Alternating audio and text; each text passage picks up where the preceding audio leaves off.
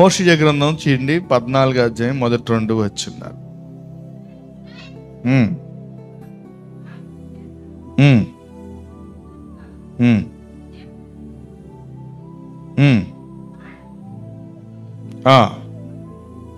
దేవునికి స్తోత్రం కలుగును గాక. చిన్న ప్రార్థన చేసుకుందాం. తండ్రి, నీ పాదాలకి స్తోత్రం. చదవబడ లేఖన భాగమును దీవించండి. వాక్యము నీది, ప్రజలు నీవారు. నిలవబడిన వట్టివాడిని సిలువ చాటును మరుగుపరిచి మందరికి కావలసిన వర్తమానం వినగలిగే చెవులు, గ్రహించే మనస్సు ప్రతి హృదయానికి దయచేయమని యేసు పరిశుద్ధ నామమున అడుగుచున్నాము తండ్రి, ఆమేన్. హల్లెలూయా, హల్లెలూయా. దేవుడు మన కుటుంబాలను దీవించి ఆశీర్వదించునుగాక. బైబిల్ గ్రంథాన్ని మనం గమనిస్తే ఎలా తిరగాలంట?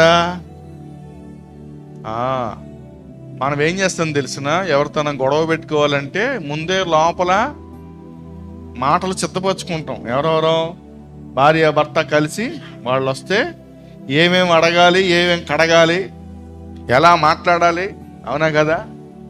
ఎలా మాట్లాడాలి, ఏం చేస్తాం చెప్పండి. ఉదాహరణకి పెళ్లి సంబంధానికి వెళ్తున్నాం అనుకుందాం. చెప్పండి, పెళ్లి సంబంధం. మనం ఆడపెళ్ళోళ్ళం, అవతల మగ పెళ్ళోళ్ళు. పెళ్లి సంబంధానికి వెళ్తున్నాం. ముందు ఏం చేస్తాం చెప్పండి? మాటలు ఏం చేస్తామమ్మా? సిద్ధపరచుకుంటాం. భార్య అంటదే, నువ్వు మూసుకొని కూర్చో, అర్థమైందా? ఓకే, అంతేగాని అయ్యెత్త ఎత్తని ముందు చెప్పబాక, అర్థమైందా? నువ్వేం చేయాలి చెప్పనా? వాళ్ళు అడుగుతారు, ఆ అమ్మాయికి ఏమి ఇస్తారు అని అడుగుతారు. అడిగినప్పుడు ఏదో నాకు కలిగి ఉంది ఇస్తాను, అంతేగాని అక్కడ ఇల్లు ఉంది, ఇక్కడ ఇల్లు ఉంది, ఆ ఇల్లు రాసి ఇస్తాను, ఈ ఇల్లు రాసి ఇస్తాను అనబాక అని ఏం చేస్తుంది ముందే?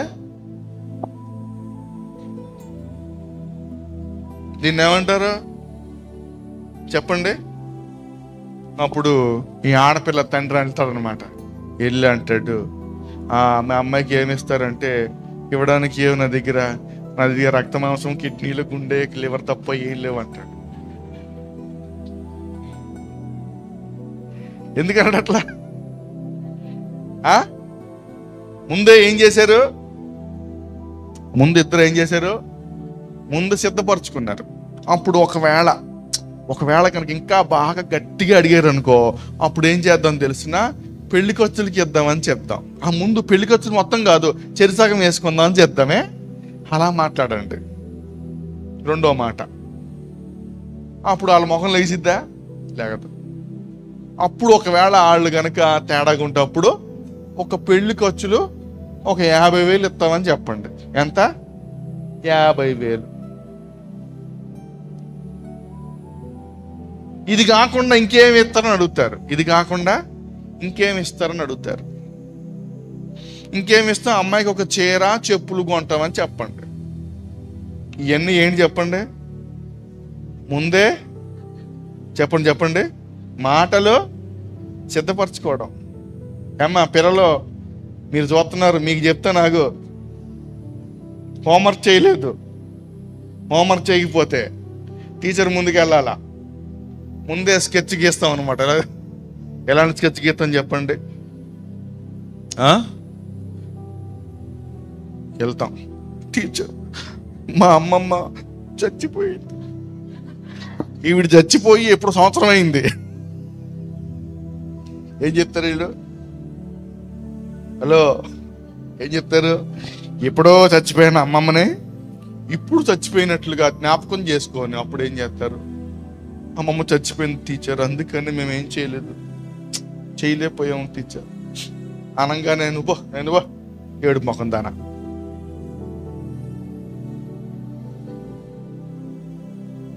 మీరు చేసే పనులు నీయేగా. అలా చెప్పాను అనుకో, తర్వాత మొత్తం నలుగురిని పిలిచంట విశ్వాసులు, నేను ఎలా చేస్తున్నానంట, అయ్యగారు చెప్పారుగా స్టేజ్ మీద అంటున్నారంటగా మీరందరూ. ఏమా మీకు ఏదో వాక్యం అర్థమైన ఉదాహరణ నీళ్లు పెడితే ఏళ్ళని ఆడుకుంటున్నారంటగా మీరు. నాకు తెలిసిందిగా, తెలియదు అనుకుంటున్నారా? మాస్టర్కి అన్ని తెలుస్తాయి, జాగ్రత్త. వీళ్ళని ఎవరైనా ఏదైనా అన్నారనుకో, అప్పుడు నాకు చెప్పండి అన్న, మీరు అర్థమైంది? వీళ్ళు మిమ్మల్ని ఎవరైనా ఏదైనా అన్నారనుకో, అప్పుడు ఏం చేయండి? వాళ్ళ పేర్లు నాకు చెప్పండి.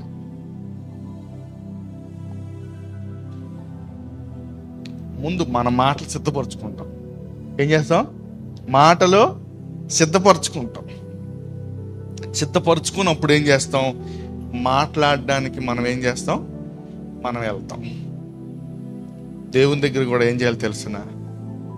ప్రార్థన చేయడానికి, ఆ ప్రార్థనలో దేవుణ్ణి వేడుకోవడానికి, బతిమాలుకోవడానికి, క్షమాపణ కోరుకోవడానికి, నీవు దేవుని మనస్సును కరిగించడానికి నువ్వు మాటలు సిద్ధపరచుకొని వెళ్ళాలి. హల్లెలూయా, హల్లెలూయా, హల్లెలూయా. ఒకడే మాటలు సిద్ధపరచుకొని వెళ్ళాడంట. ఎక్కడికి? దేవాలయానికి వెళ్ళాడు. ప్రభువా అంటాడు. చూడు ఏమంటాడు? ప్రభువా నేను వీడు వలే లేని, నేను ఏమంటాడు? ఈ సుంకర వలే లేనందుకు, అలాగ ఉంచినందుకు నీకు స్తోత్రం. ఏం మాటలమ్మా అయ్యా? సిద్ధపరచుకునే మాటలు. పరిచయం నిలబడి, దేవా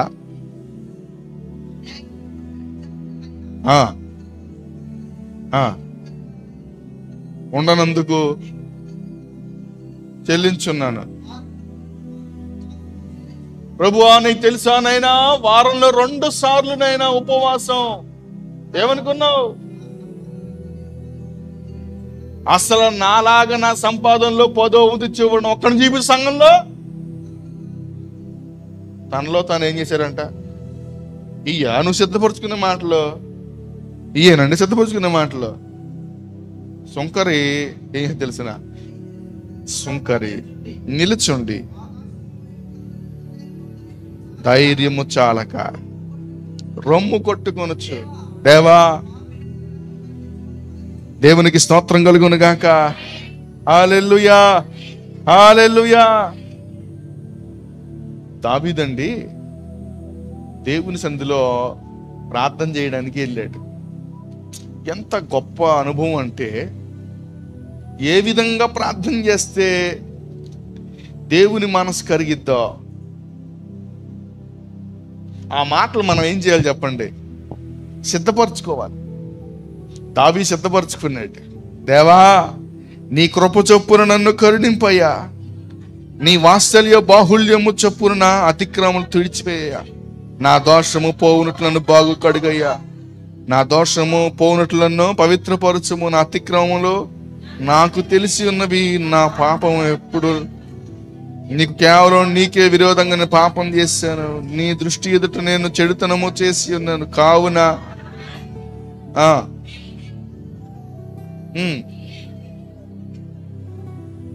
నేను పాపంలో పుట్టినవాడును, పాపములోనే నా తల్లి నన్ను గర్భము ధరించెను, నీవు అంతరంగములో సత్యమును కోరుకున్నావు.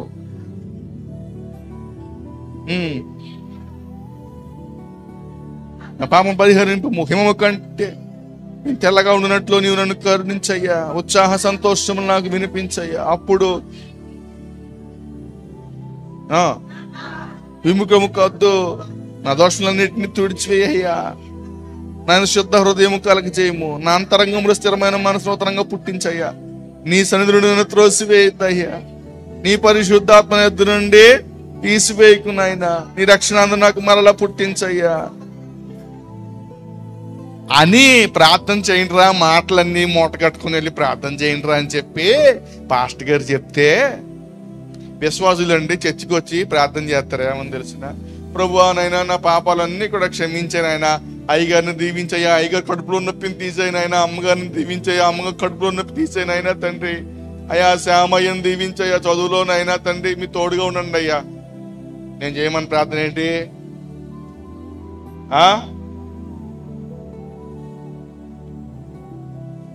పాస్టర్ గారు అత్తగారిని దీవించయ్యా, నాయనా తండ్రి ఆవిడకున్న బలహీనతను విడిపించయ్యా, ఎందువల్ల బలహీనత వచ్చిందో మాకు తెలియదయ్యా, ఆవిడలో ఏ లోపం ఉందో మీరు సరిచేయండి అయ్యా. మీకు తెలుసా లోపం ఉందో? నేను ప్రార్థన చేయమని చేసే ప్రార్థనలు మీరు నేను వెళ్ళదనుకున్నారా? ప్రార్థనలు అన్ని ఉంటాయి ప్రార్థనలో. నా చేసేది ప్రార్థనలో నువ్వేం చేయాలి? తప్పు చేసింది నువ్వు ఒప్పుకొని మాటలన్నీ సిద్ధం చేసుకొని ఏం చేయాలా? నువ్వు దేవుని మనస్సు చెప్పండి, నువ్వు దేవుని మనస్సు ఎలా కరిగించాలో మాటలు సిద్ధపరచుకొని వెళ్ళాలి. డబ్బులు వడ్డీకి కావాలి, వెళ్తాం. ముందేం చెప్తావు? అసలు నిజంగా మీ అంత మంచి వ్యక్తి అసలు చేగొమ్మ కాదు, ఈ మండలంలోనే ఉంటే ఒట్టు, అసలు అందరూ మీ గురించి చెప్పుకున్నారు, అసలు నిజంగా చాలా మంచి హృదయం మీద. అసలు ఏది డబ్బులు వడ్డీ కోసం వెళ్ళినప్పుడు మాటలు భలే సిద్ధపరుస్తామే. మాస్టర్లు కూడానండి మాటలు భలే సిద్ధపరుస్తారే. సేవకులు మాటలు సిద్ధపరుస్తారు. ఏం తెలిసినా ఎలా సిద్ధపడి తెలిసినా, అబ్బా నిజంగా అమ్మా నువ్వు నిజంగా చికెన్ బిర్యానీ వండితే నాన్న అసలు ఎంత బాగా వండుతావంటే అసలు మిగిలిన వాళ్ళు ఉన్నారు కానీ వేస్ట్ అమ్మా అంటే కథం అమ్మటే బిర్యానీ అవుతుంది. మీకు అర్థమైందా పాయింట్ ఏంటి? అంటే ముందు చెప్పండి,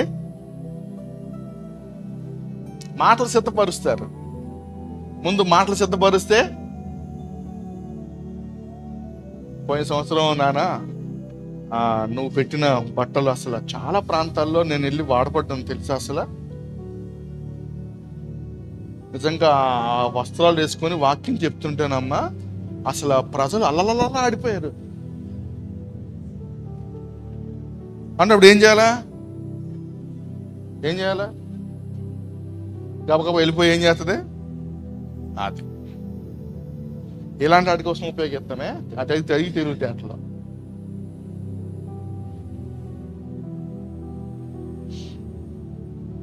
మాటలు దేని కొరకు సిద్ధపరచాలి తెలిసిన? మనం పాపంలో జీవించాం, అతిక్రమాలు ఉన్నాయి మనలో, మనం దేవుని సందులో ఒప్పుకోవడానికి ఎలాంటి మాటల ద్వారా అయితే ప్రభు మనసు కరిగిద్దో ఆ మాటలు నువ్వు సిద్ధం చేసుకొని అవి ప్రార్థనలో ఉపయోగించి ప్రార్థన చేయి.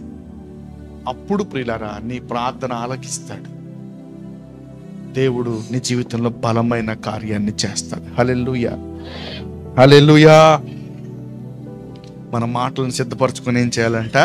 ప్రభు తట్టు తిరగాలి. అలా తిరిగితే ఉపయోగం ఏంటి చెప్పండి? ఎడారిగా ఉన్న జీవితం ఏమైతే చెప్పండి, సొగసైన సమృద్ధి కలిగిన మేత కలిగిన భూమిగా మార్చబడుతుంది. చేదు అనుభవం మధురంగా మారుతుంది, చీకటి వెలుగుగా మారుతుంది, శాపము ఆశీర్వాదంగా మార్చబడుతుంది. మన జీవితాలు మార్చబడాలి అంటే నీవు ముందు ప్రభు తట్టు తిరగాలి. ఎలా తిరగాలి?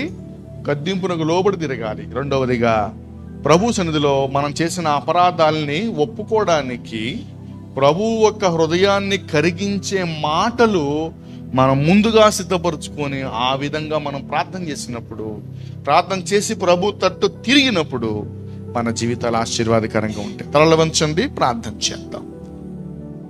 ప్రతి వారు కూడా, అయ్యా నేను ఒకప్పుడు లోకం వైపు తిరిగానయ్యా, లోక ఆశల వైపు నేను తిరిగాను, వేటినో నేను చూస్తూ ఉన్నానుగా నీ వైపు చూడలేదయ్యా, నీ వైపు తిరగలేదయ్యా, అందుకనే మా జీవితం ఎడారిలాగా ఉందయ్యా, సమృద్ధి లేదు, కొరతలు అక్కరలయ్యా, బలహీనతలు నాయనా నీ వాక్యము సెలవిస్తుంది. షారోను ప్రాంతములో ఉన్నవారు నీ వైపు తిరిగారయ్యా, వారికి ఉన్న బలహీనతల నుంచి విడుదల పొందారు. 8 సంవత్సరాల నుంచి బాధపడుతున్న వ్యక్తి స్వస్థపరచబడ్డాడయ్యా. ఒక్క సెకనులో వారికి ఉన్న సమస్యలు తొలగించబడ్డాయి. మా జీవితాల్లో ఎన్నో సమస్యలు ఉన్నాయ్యా, అవన్నిటినీ కూడా మీరు తొలగించండి, మార్చండి ప్రభువా. అలాగా మా జీవితాలు ఆశీర్వాదకరంగా ఉండాలంటే మేము మీ తట్టు తిరగాలయ్యా. ఇన్నాళ్ళు లోకం తట్టు తిరిగామయ్యా, లోక ఆశలో తిరిగాం ప్రభువా. ఈరోజు సేవకుని గద్దింపు విని నీ వైపు తిరుగుతున్నాం ప్రభువా. అయ్యా నాయనా తండ్రి, మేం పాపులమునైనా, లోబడే మనస్సు లేని వారమయ్యా, అవిధేయులమునైనా క్షమించండి, కృప చూపించండి అయ్యా. ప్రార్థన చేయండి. ఈరోజు నువ్వు అలాగున మాటలు సిద్ధపరిచి ప్రభు హృదయాన్ని తాకగలిగితే నీ మాటలు, ప్రభు హృదయాన్ని కనుక నీ మాటలు తాకగలిగితే ఆయన జీవితాన్ని ఆశీర్వాదకరంగా మారుస్తాడైనా. ఎండిపోయిన బ్రతుకులు చిగురిస్తాయి, మోడుబారిన జీవితాలు చిగురిస్తాయి, శాపాలు ఆశీర్వాదకరంగా మార్చబడతాయి, మారా మధురంగా మార్చబడుతుంది. మార్చగలిగే యేసయ్యను నువ్వు స్తుతిస్తున్నావు, ఆరాధిస్తున్నావు. ప్రార్థన చేద్దాం. మహాపరిశుద్ధుడా, మహాగణుడా, నీ పాదాలకి వందనాలు ప్రభువా. ఉదయకాల సమయంలో మీరు మాట్లాడారు, నీరు కట్టండి, ఫలింపు చేయండి. విన్న వాక్యం ఫలించును గాక. మేమందరం నీ తోటి తిరగాలయ్యా, సహాయం చేసి ప్రజలందరూ నీ తోటి తిరిగి నాయనా నీ నుండి దీవెనల ఆశీర్వాదాలు పొందుకోవాలి. ఎడారిగానో వారి జీవితాలు సొగసైననైనా తండ్రి, ఆశీర్వాదకరమైనటువంటి అయినా తండ్రి వ్యక్తులుగా వారి కుటుంబ జీవితాల్లో ఉండులాగినట్టి ఆశీర్వాదమును మీరు కుమ్మరించి సమస్త మహిమాగతనికి ఆరోపిస్తూ యేసు పరిశుద్ధ నామమున అడుగుచున్నాను తండ్రి, ఆమేన్. హల్లెలూయా.